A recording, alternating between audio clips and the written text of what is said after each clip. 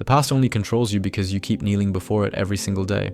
How to fully let go of your terrible past and focus on your current life begins now, because if you are here, it's because the past still rules you. It still tightens your chest when you try to breathe the present, still pulls your mind backward when life asks you to step forward. You wake up today, but yesterday decides. You try to live now, but memory speaks louder. And this is not bad luck, not just unresolved trauma, it is attachment. It is you holding on to what has already burned your hand 1,000 times. And Rumi was never gentle with this kind of prison. In Sufism, what has passed only remains alive because you feed it with attention, emotion, and identity. You do not suffer because something bad happened. You suffer because you keep living it inside, repeating it, chewing on it, justifying it, and calling it who I am. The shock you need to hear is simple and direct. The past is not chasing you. You are the one who runs after it every day, searching in it for an explanation, a reason, someone to point at. Letting go of the past feels too empty for the ego. It feels like loss, like death. But for Rumi, this is the beginning of real life, because while you define yourself by what happened, there is no space for what is happening now.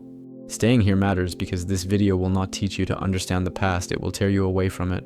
What will change in you is how memory loses its power to pull you back. This video is different because it does not caress the wound, it cuts the bond, and what you gain is real presence, now not a future promise. That is exactly what the Sufi masters always pointed to. The heart only awakens when it stops living among ruins. Have you noticed how a memory arrives and your body reacts before you think? The chest tightens, the throat locks, the stomach grows heavy. This is not the past returning. It is you kneeling before it again. In Sufism, the ego is treated as a thief of attention. It lives on stories, on it was because of this, on if that hadn't happened, because the now offers no stage for drama. Rumi spoke of attachment as invisible chains. It is not the facts that imprison you, but the secret love for familiar pain. There is a false belief that keeps you stuck. The idea that if you let go of the past, something of you disappears. But what disappears is not you, it is the identity built on the wound. The teaching is direct. Observe without merging. In Sufism, to observe is to see the memory arise without following it, without giving it a voice, without becoming a character again. Practical application now. When a memory comes today, do not fight it, do not analyze it, do not talk to it. Simply note, this is a memory, and return to what your eyes see in this exact second. It seems simple, and that is precisely why the ego hates it. Transformation begins when you realize that presence does not heal the past. Presence dissolves its importance. Rumi pointed out that the human heart lives divided between what has been and what it imagines will be, and therefore misses the only place where life touches. Now, the conflict you feel is not between you and the past. It is between your essence, which wants silence and space, and the ego, which needs noise to exist. Every time you mentally revisit what hurt you, you reinforce a character, the wronged one, the rejected one, the one who lost. Sufism calls this the illusion of identity. The mechanism of liberation is not forgetting, it is stopping self-definition. Try it now, say inwardly, this happened, but it is not who I am, and feel the space open. The mystery few perceive is that the past loses strength when it finds no one to represent it. You do not need strength, you need the absence of involvement. There is a point where attachment becomes addiction. You complain about the past, but it gives you something. It explains your exhaustion, justifies your fears, protects you from the risk of truly living. Rumi confronted this by saying that human beings prefer the known prison to the open field of the present. The broken expectation is this: the past is not heavy, attachment is.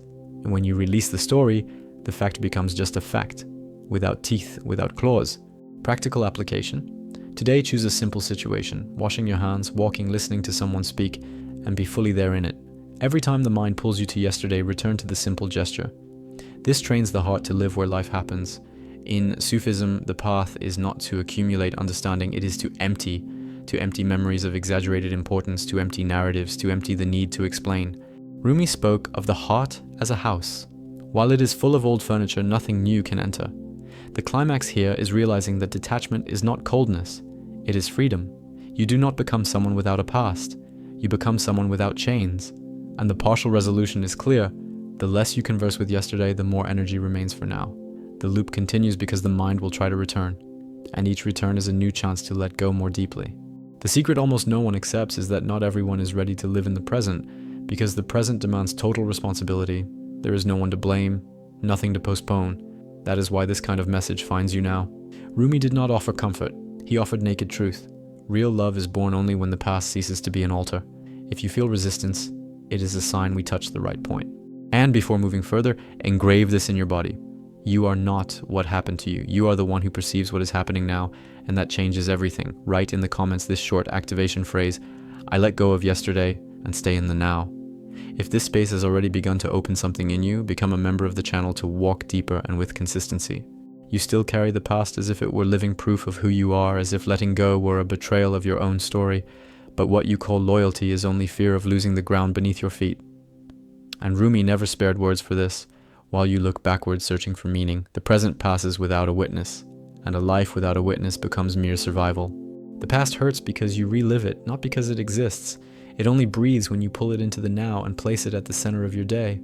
Each time you do this, you abandon the only place where something new could be born. There is a silent exhaustion in you that does not come from what happened. It comes from the constant effort of keeping the story alive. You mentally repeat scenes, words, wrong decisions, hoping that one day they will change meaning. But Rumi was direct. No wound heals while you keep touching it. Sufism does not command forgetting, it commands stopping, the feeding. To feed is to give time, emotion, and identity. When you cut this off, the past thins until it becomes only a memory, without the strength to command you. You were taught to believe that you must understand everything you lived through in order to move forward. This is the most common trap. Rumi dismantles it with a simple truth. Understanding does not liberate when it turns into attachment. There are things that only loosen when you stop asking why. The now demands no explanation, it demands presence. And presence does not argue with memory, it simply does not enter its game.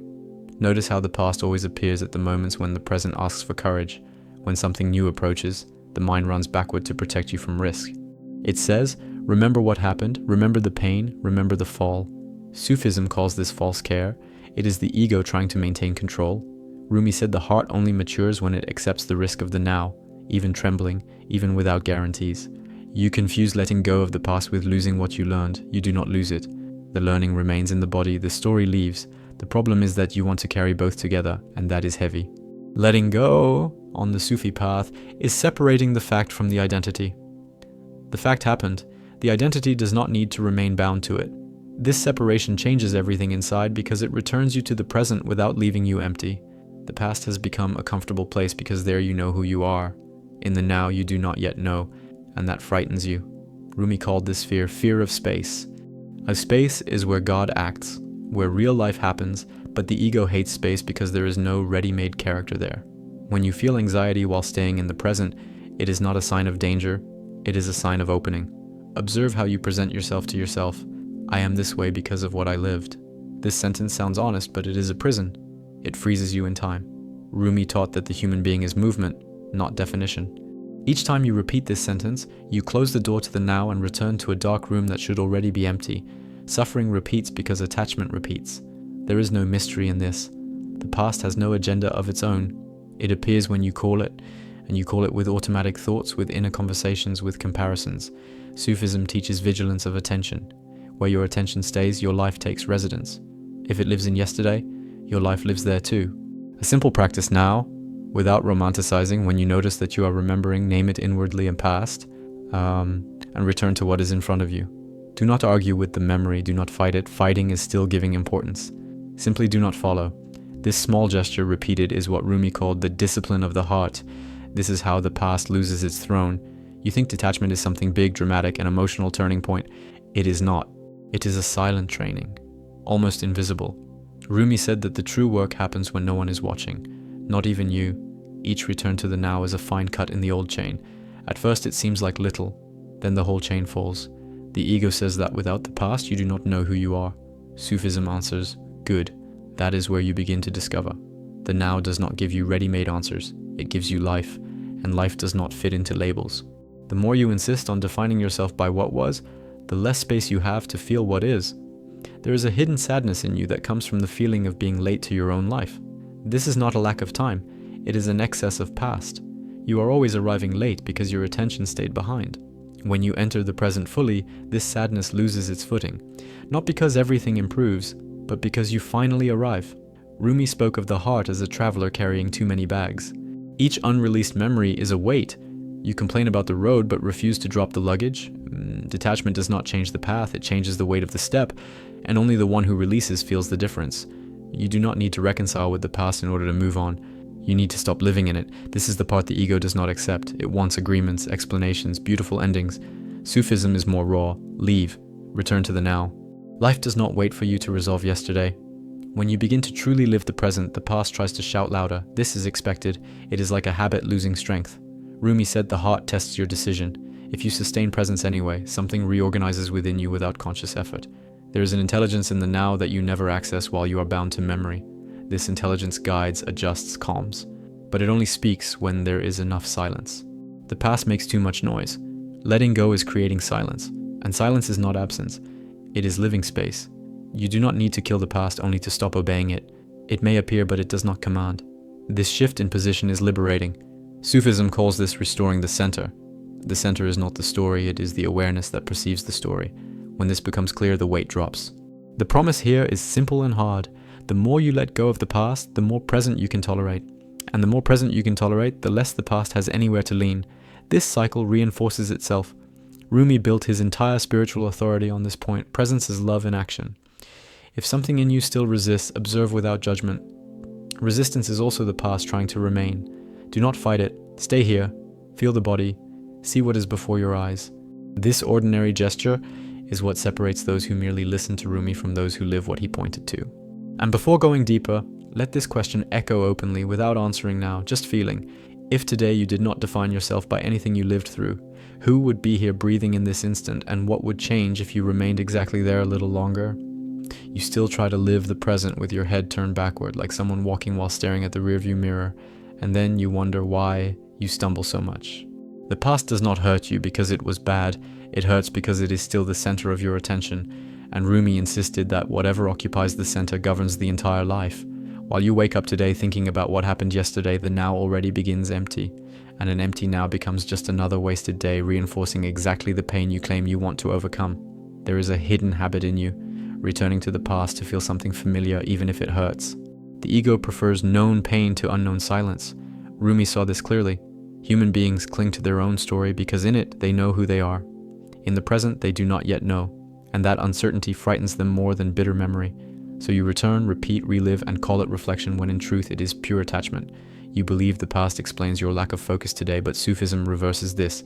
It is the lack of presence today that keeps the past alive. Every time you lose attention in the now, the mind runs backward as a refuge. The now demands total responsibility. The past allows excuses. Rumi confronted this without softening it. Whoever lives on excuses does not live, only survives in circles. Notice how the past always appears when you try to concentrate. You sit down to do something important and suddenly a memory arises. This is not coincidence. It is the ego diverting you from your current life. It knows that if you remain whole in the now, its power diminishes. Sufism calls this inner vigilance, noticing the exact moment the mind escapes and bringing it back without anger, without drama. You were conditioned to think that detachment means forgetting people, situations, mistakes. It does not. Detachment is stopping the assignment of identity to what has passed. Rumi never taught amnesia, he taught freedom. The fact happened, the emotion passed, but you insist on carrying the narrative as if it were a badge. While you present yourself to the world from the past, you cannot concentrate on what is alive now. There is a constant sense of weight in you, as if something were always pulling downward. This weight is not the past itself, it is the effort of sustaining it mentally. The now is light by nature, it only becomes heavy when you bring old luggage into it. Rumi said the heart was made to be space, not storage. Everything that becomes storage rots. You ask yourself why you cannot concentrate, why the mind jumps, why attention slips away. The answer is harsh. You do not train presence, you train remembering. The mind becomes skilled at what you practice. If you practice returning to the past, that is what it becomes an expert at. Sufism teaches re-educating attention, bringing it back 1,000 times without expecting perfection. The shock almost no one accepts is this. No one will free you from the past. There is no final conversation, no magical understanding, no external forgiveness that will do it for you. Liberation happens in the simple repeated gesture of returning to the now. Rumi built all his authority on this point. Truth is not complicated, it is demanding. When you try to concentrate and fail, you blame yourself. That blame becomes another tie to the past. Sufism does not work with guilt, it works with observation. Failed, return, scattered, return, remembered, return. This repetition is the path. It is not force, it is consistency. And consistency is something the ego hates because it slowly dissolves the story. You believe the past gave you depth? In part, yes. But now, it steals your space. Rumi said there comes a moment when pain has fulfilled its role and must be released. When you insist on carrying it beyond that point, it stops teaching and begins to dominate. Concentration is born only when the heart is not occupied by ghosts. There is a false nobility in suffering over the past, as if that made you more conscious. Sufism dismantles this illusion. Consciousness is being here, not suffering better. The more you cling to old pain, the less you feel present life, and an unfelt life becomes just another sad story for the future. Notice how the past always speaks in a tone of urgency. Think about this now. Review that. Don't forget what they did. The now never shouts. It whispers. Rumi pointed out that God speaks softly because truth does not need to impose itself. To hear the now, you must lower the volume of yesterday. This does not happen by arguing. It happens by declining the invitation. Concentration on the present does not come from mental effort. It comes from surrender. Surrendering the need to understand everything, to explain everything, to fix everything. When you release the need to resolve the past, the mind naturally calms and settles on what is ahead. This calm is not passive, it is alive, alert, real. You can test this now without believing anything. Look around and mentally name 3 things you see. Feel the weight of the body, hear a distant sound. In this instant, the past has nowhere to enter. This is what Rumi called returning home. Home is not a memory, it is this moment. The past promises protection but delivers prison. The present promises nothing but delivers life. This choice happens dozens of times a day within you. Each time you choose the now, even for seconds, you weaken years of attachment. This is how liberation happens, not in grand moments but in small returns. You fear letting go of the past because you think you will lose something important. What you lose is the role of victim, the role of the wronged one, the role of the marked one, and that frightens you because these roles gave you identity for a long time. Rumi would say, thank them and release them. Life asks for another form now. The difficulty in concentrating on your current life is not a lack of discipline, it is an excess of story. The more story you carry, the less energy remains to act. When the story drops, action flows. This is not theory, it is direct experience. Sufism is a lived path, not a thought one. You do not need to wait until you are ready to live the present. Being ready is an elegant excuse of the ego. The present is lived now, imperfect, distracted, human. Each time you return, something reorganizes without you noticing. This is how the past loses command. Rumi said the human heart is like water. When stagnant, it rots. When flowing, it cleans itself. The past is stagnant water. The now is flow. Concentration is allowing the flow without damming it with old memories. The more you flow, the less the smell of the past remains. If you feel something being dismantled inside you as you hear this, do not be afraid. It is attachment losing its place. Do not try to hold on. Do not try to understand. Stay, breathe, see. This is the exact point where the teaching ceases to be words and becomes experience. And leave this opening alive. Do not close it. Do not answer yet. Just feel. If you stop visiting the past today, even for a few minutes at a time, what kind of life begins to ask for space in you now? And how far could this presence take you if you did not retreat? You still try to concentrate on your current life using old tools, and then you get frustrated because nothing changes. The past doesn't just occupy your mind, it sets the rhythm of your day, decides your mood, shapes your choices. And Rumi was clear in showing that whoever lives like this is not living the present, only repeating yesterday in new clothes.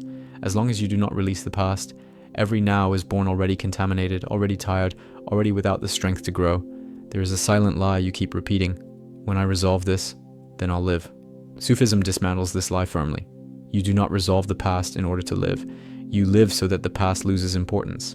Rumi did not teach waiting. He taught direct entry into the moment. Every day you postpone the now, you strengthen the attachment you claim to hate. You struggle to concentrate because part of your attention is always trapped in old scenes. Divided attention never creates presence. The now demands you whole, and the ego does not want to give that. It prefers to keep you busy with memories because memory requires no risk. Living does. Rumi called this spiritual courage, staying where you are without fleeing. The past has become an inner voice that comments on everything. You talk to someone and the voice compares. You try something new and the voice reminds you of an old mistake. That voice is not you. In Sufism, it is seen as a mental habit, not an identity. When you notice this, you begin to separate the one who observes from the one who repeats, and that separation is the beginning of freedom. You think you need motivation to concentrate on the present. You don't. You need to stop negotiating with the mind. Every time you argue with a memory, you lose. Rumi taught stepping out of inner dialogue. The now does not converse, it happens. The less you respond to the mind, the more space appears. There is a strange pleasure in revisiting the past. Even when it hurts, it confirms a narrative. Without a narrative, the ego feels lost. But it is exactly in this getting lost that the Sufi path begins. Rumi said that only those who accept not knowing who they are can discover something more true. You wonder why focus never lasts? Because you are trying to build focus on top of ruins. Focus is born on clean ground. Cleaning does not mean demolishing the past, it means stopping living in it. When you leave, the place loses its function, and whatever loses its function loses its power. The present always arrives too simple for those addicted to drama. It brings no epic music, no justification, no explanation. It brings only what is. That is why the ego rejects it. Rumi pointed out that truth is simple, and for that very reason difficult to accept for those who feed on stories. Each time you say, I can't concentrate, observe what came before, a memory, a comparison, a regret, none of that is happening now. It is all happening in the mind. Sufism teaches returning to the body because the body lives only in the present. Where the body is, the past does not rule. You do not need more techniques, you need less involvement. The detachment Rumi spoke of was not effort, it was withdrawal. Withdrawing from memory, from narrative, from the need to understand. When you withdraw, something organizes itself on its own. This is the secret few accept because it gives no credit to the ego. There is a deep sadness in you that comes from the feeling that life is passing while you think too much. This sadness is not resolved by thinking better. It is resolved by arriving in the now, whole, even without enthusiasm, even without certainty. Rumi said the path begins when you stop waiting to feel something special. The past always wants the last word. If you give it, it asks for more. It is never enough. Concentration in the present is learning not to respond. Inner silence is not emptiness, it is strength. When you do not respond to the memory, it loses breath. Without response, there is no dialogue, and without dialogue, there is no prison. You are afraid to concentrate on the now because the now has no excuses.